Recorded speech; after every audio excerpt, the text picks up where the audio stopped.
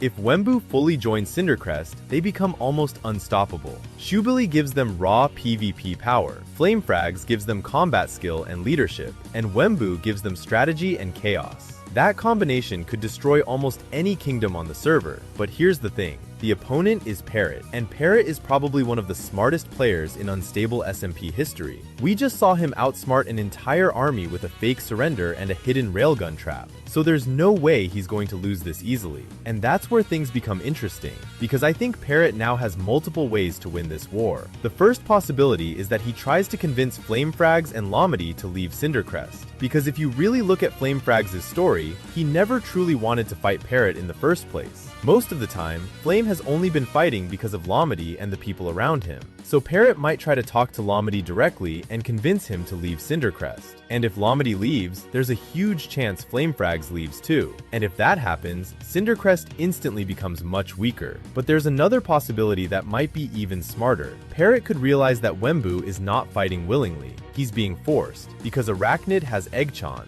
and if Parrot figures that out, he might try to secretly break into Arachnid's prison where Eggchan is being kept. Imagine this for a second. While the war is happening, Parrot sneaks into Arachnid's base, rescues Eggchan, and frees Wembu from Arachnid's control. That would completely flip the war upside down, because the second Eggchan is safe, Wembu would probably leave Arachnid's side immediately. And honestly, there's even a chance Wembu joins Parrot after that, because people forget that Parrot already helped Wembu before. He helped him escape prison, and Wembu still owes him favors for that. So if Parrot saves Eggchan, Wembu helping him in return would make perfect sense. And if Parrot somehow gets Wembu on his side instead of Cindercrest's side, then Parrot probably wins the entire war. But there's also a third possibility, and honestly, this might be the craziest one. What if Arachnid doesn't join Cindercrest at all? What if he betrays both sides? Because Arachnid is smart enough to realize that if Parrot and Cindercrest keep fighting, both armies will slowly lose resources, gear, and players. Which means the perfect moment to attack would actually be after both sides become weak. So instead of helping Cindercrest, Arachnid could simply wait for both armies to destroy each other and then suddenly attack as a third party. And if that happens, the Civil War becomes a three-way war. Parrot versus Cindercrest versus Arachnid.